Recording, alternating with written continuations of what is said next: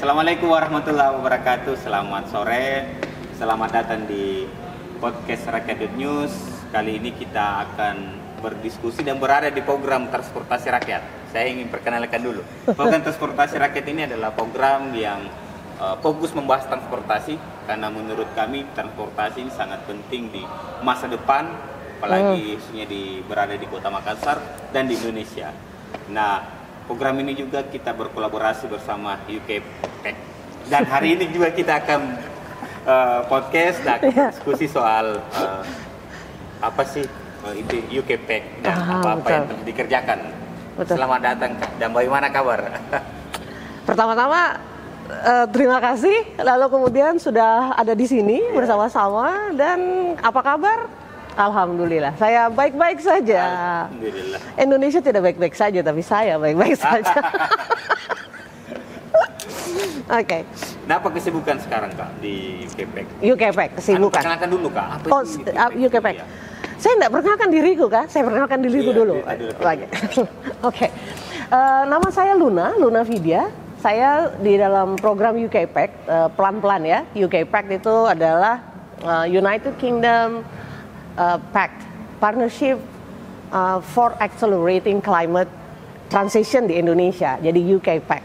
Nah, yang saya kerjakan di dalam konsorsium ini adalah melakukan public awareness supaya masyarakat lebih berpihak pada isu-isu mobilitas low carbon, isu-isu mobilitas berkelanjutan, inklusif. Itu jadi UKPEC itu mengerjakan hal itu. Yang banyak soal transportasi. Ya? Betul. Jadi urusannya itu adalah mobilitas berkelanjutan, berpihak pada gender. Jadi dia inklusif, masuk di dalamnya. Juga hal-hal terkait resilience, ketahanan. Iya, ketahanan. Jadi ada mobilitas. Ada low carbon. Kemudian ketahanan. Inklusif ya. Kemudian aman, sehat. Banyak memang dimensinya, banyak sekali. Ini fokus di dua itu ya, Kak? Betul. Sebenarnya bukan fokus di dua itu saja. Program ini itu berkembang sesuai dengan kemampuan kami mengajak para pihak yang menjadi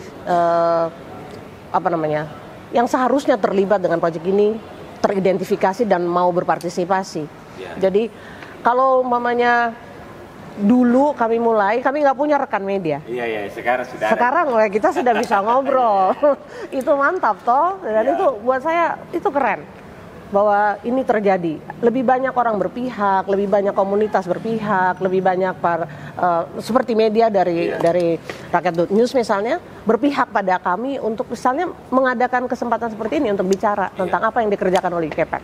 Nah, kalau orang bicara apa sih yang UKPEC berada di Makassar ini sudah berapa lama, Kak? Dan apa yang sudah dilakukan di Kota Makassar? Yang sudah dilakukan oleh UKPEC. Oke, UKPEC mulai ada di Makassar mendapatkan kayak resmi pemerintah kota mendukung kehadiran kami karena ada mandat dari kementerian kepada pemerintah kota. Kemudian pemerintah kota mengeluarkan surat untuk membuat kami punya pintu, terbuka pintu untuk masuk ke dinas-dinas yang menjadi stakeholder dari program ini. Nah, itu kami kerjakan sejak tahun 2022. 2022 ya? Pasca pandemi ya? Betul ya, kita baru mulai dari Juli itu kalau gitu salah, bukan 2023. Juli 2023 mulai berjalan. Nah, jadi sudah hampir 1 tahun lebih kami ada di sini. Dan selama 1 tahun lebih itu, yang bisa kami sampaikan adalah kehadiran kami itu mulai bisa memberi kontribusi kepada pemerintah kota. Konteksnya kami, UKPEC ini punya konteks adalah bicara tentang Kota Makassar. Karena Kota Makassar terpilih di dalam UKPEC sebab program UKPEC itu Future Cities, kota-kota masa depan. Di dalam untuk UKPEC Indonesia itu berfokus pada coastal cities, metropolitan. Jadi metropolitan yang ada di pesisir. Itu sebabnya kenapa Makassar terpilih. Di Indonesia hanya berapa? Oh betul. Di Indonesia tidak yang masuk dalam proyek ini Surabaya, Medan, Semarang. Makassar. Kenapa Makassar? Itu tadi, karena dia metropolitan dan ada di pesisir. Tapi dari semua 4 kota yang lain, Makassar punya keunikan. Karena hanya di Makassar yang sebagai kota pesisir itu mempersoalkan pulau sebagai tempat yang didiami.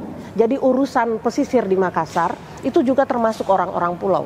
Di kota-kota yang lain isu itu lebih berfokus pada mobilitas di darat. Iya. Jadi Makassar ini sangat unik. Oh, berarti Makassar transportnya ada laut. Betul. Kita udara, sungai juga ada kan di betul, daerah juga ada sungai. Ya, betul. Jadi berarti lengkap juga ya Makassar kan? Ya, betul. Itu dimensinya Makassar itu lengkap, sangat menarik. Karena dia metropolitan, sekalipun percakapan ini masih pada transportasi darat pada umumnya, tapi di Makassar kami mulai membuka percakapan untuk melihat bahwa orang-orang pulau di Kecamatan Sangkarang misalnya, itu juga harus mulai dimasukkan dalam perbincangan tentang ketahanan, perbincangan tentang transportasi berkelanjutan, transportasi low carbon, yang sehat, aman, inklusif, menyangkut orang-orang pulau ini. Itu yang menjadi keunikan Makassar. Dan unik juga sebenarnya karena sudah memenuhi unsur dan tidak semua kota seperti Makassar ya? Tidak semua kota seperti Makassar. Kota-kota yang ada di Makassar itu hanya kita hanya boleh di-cut nggak sih? Nggak apa-apa ya, nanti diedit saja bagian ini. Oke. Kenapa itu tertarik? Kenapa Makassar unik? Pertama itu, kota-kota yang lain itu tidak punya pulau-pulau. Ya. Makassar secara jelas, administrasi Makassar itu menyebutkan bahwa ada Kecamatan Sangkarang. Kecamatan Sangkarang ini seluruhnya terdiri dari pulau. Sehingga dia tidak bisa dipisahkan dari percakapan tentang mobilitas atau transportasi berkelanjutan. Seperti yang tadi kita bilang, ada ada penyeberangan sungai. Ada penyeberangan sungai. Jeneponto di Malengkeri ada penyeberangan. Ada Pulau Lakang. Penyeberangan ke sana dari Insinyur Sutami masuk ke Lakang. Dari belakang Unhas, dari kira-kira kalau nggak salah namanya masuk ke Lakang. Berarti lengkap juga ya Makassar. Betul. Makanya KP maksud di Makassar karena Makassar ini salah satu indikator metropolitan juga. Metropolitan dan di pesisir. Di pesisir. Setelah itu 2023 masuk ke Makassar. Kadang orang bertanya, ini UKP aktivitasnya apa ya? Itu yang kita mau sampaikan dulu. Apalagi ke teman-teman yang saat ini juga fokus di transportasi apa. Baik. Itukah? Itu saja yang saya perlu jawab ya. Apa yang dikerjakan? Oke. Kan tadi saya sudah sampaikan bahwa UKPEC itu terdiri dari dilakukan di Makassar itu dalam bentuk konsorsium. Jadi ada 3 lembaga di dalam konsorsium ini. Masing-masing lembaga itu mengerjakan perannya masing-masing. Konsorsium ini dipimpin oleh WRI. WRI itu mengerjakan penelitian. Oke. Survei. Jadi berkontribusi kepada kota dalam konteks riset, hasil riset. Oh, berarti ada riset juga. Betul. Ya? Sebelum itu kebijakan ada riset. Ya? Betul. Jadi kami ingin membantu Kota Makassar terkait urusan mobilitas low carbon ini, mobilitas berkelanjutan itu dengan menyediakan riset. Berharapnya adalah bahwa hasil penelitian yang dilakukan dan itu sudah dilakukan sepanjang tahun 2003 ke tahun 2024 ini sudah dilakukan. Itu adalah melakukan pertama UKRA survei. Jadi UKRA itu Urban Communities Resilience Assessment. Jadi ketangguhan orang-orang urban, komunitas-komunitas urban. Bagaimana ketangguhan mereka? Secara khusus bukan hanya dimensi transportasi sebenarnya, tapi bisa diambil. Yang pertama survei. Betul, survei. Kedua apa lagi? Yang kedua membuat desain untuk Kota Makassar. Kota Makassar, Pak Wali Kota itu punya gagasan tentang bagaimana menjadikan Sudirman itu area namanya Sudirman Loop. Jadi loop itu kan berarti putaran. Nah, Sudirman Loop ini itu mulai dari Haji Bau itu ke pantai, terus masuk ke Jalan Ahmad Yani kalau saya nggak salah namanya, lalu masuk ke Jalan Sudirman, terus masuk lagi ke Haji Bau. Itu dibayangkan sebagai sebuah proyeksi pada kota masa depan. Ada yang namanya Sudirman Loop. Gagasan itu dimiliki oleh Kota Makassar. Nah, yang dilakukan oleh proyek ini membuat makro desain tentang Sudirman Loop dan juga membuat mikro desain Sudirman Loop. Jadi ada desain kecil yang disiapkan oleh UKPEC untuk Kota Makassar itu di area Fort Rotterdam. Itu apa bocorannya? Oke, bocorannya. Iya, bocoran. Di area Fort Rotterdam itu dirancang bagaimana jika Fort Rotterdam itu menjadi area di mana mobilitas, aktif mobility itu berjalan. Maksud yang dimaksud dengan aktif mobility adalah ketika kendaraan itu dikurangi.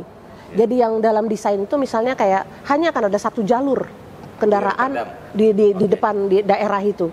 Jadi mungkin dari Rotterdam sampai ke kantor pos itu.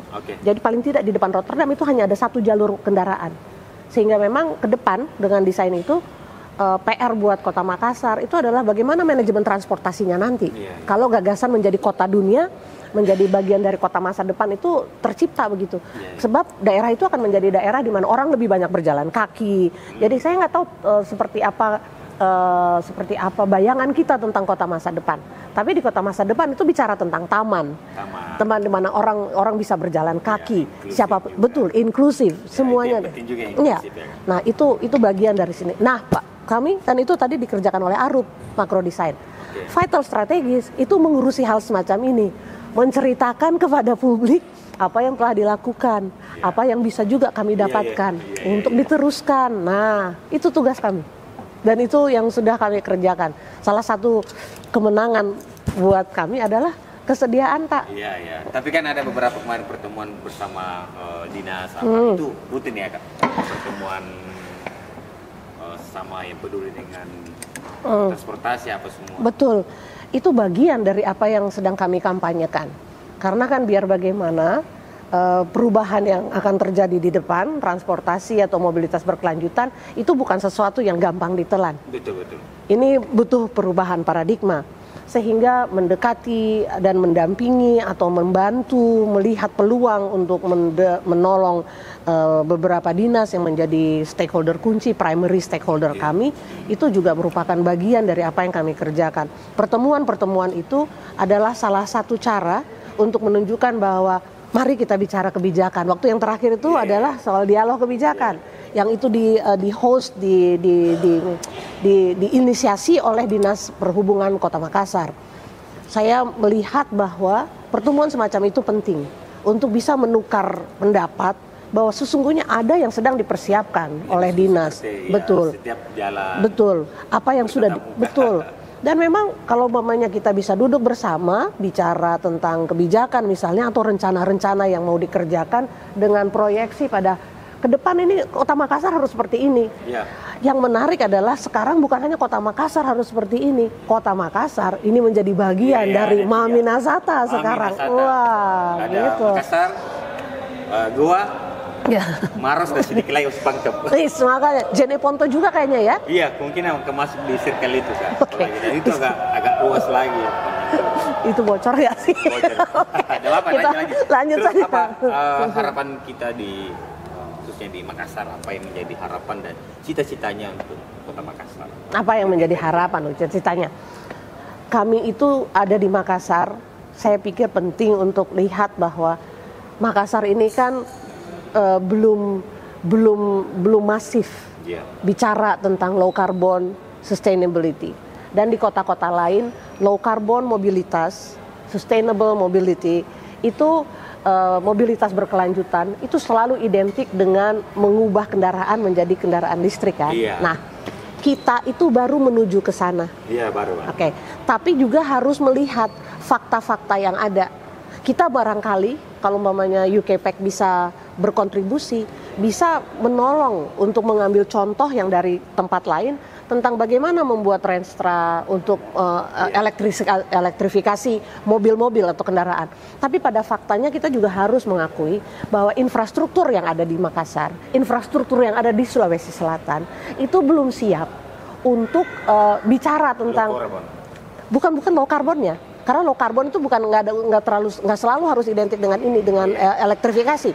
Tapi waktu kita menghadirkan kendaraan listrik sebagai ciri bahwa kita sedang bergerak pada low carbon, mobilitas berkelanjutan, itu bukan jawaban. Sebab infrastruktur di Makassar atau di Sulawesi Selatan belum sanggup untuk sampai pada titik itu.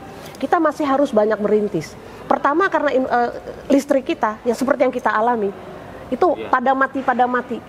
Iya, kemarin. Secanggih apapun punya mobil listrik, punya kendaraan listrik, secanggih apapun pindah pada ide untuk punya kendaraan listrik, selama infrastruktur yang menjamin bahwa listrik kita itu terjamin, tidak mati menyala, kita nggak bisa bicara itu dengan gagah perkasa.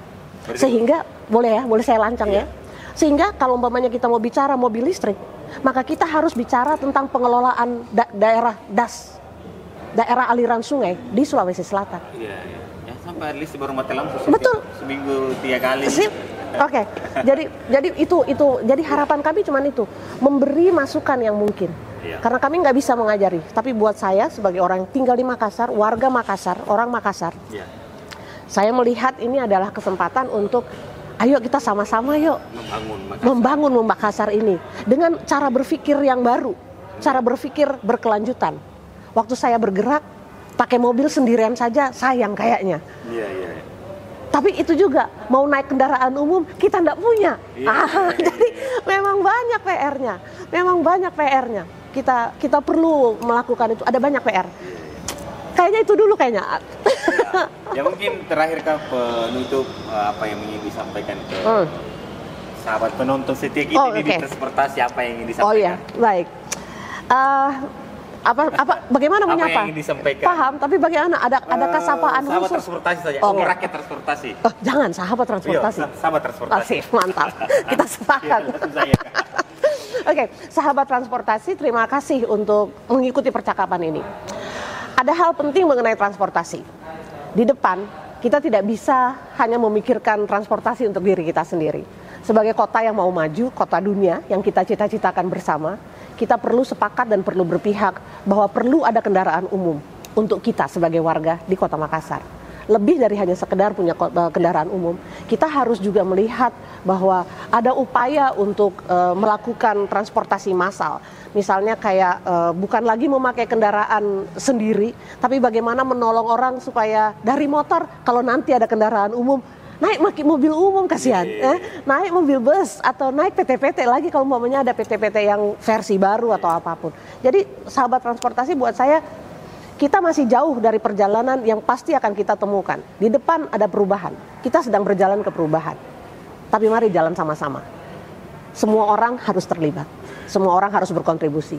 Mulai dari diri sendiri dengan berupaya sebisa mungkin melakukan aktif mobilitas. Jalan kaki, naik sepeda, atau naik kendaraan umum bersama-sama. Ini bukan tanggung jawab pemerintah saja. Betul. Tapi tanggung jawab kita semua.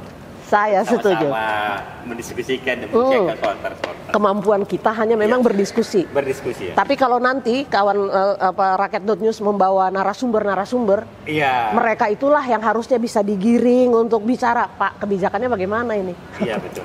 Itu yang kemudian kita ingin membiasakan berdiskusi mobilitas transportasi. Nah, mungkin sahabat transportasi sampai di sini episode kita saksikan di episode selanjutnya. Kita akan hadirkan beberapa narasumber yang tentunya akan fokus membahas transportasi dan mobilitas di Kota Makassar dan di Sulawesi Selatan. Terima kasih. Assalamualaikum warahmatullahi wabarakatuh. Waalaikumsalam warahmatullahi wabarakatuh. Begini dong.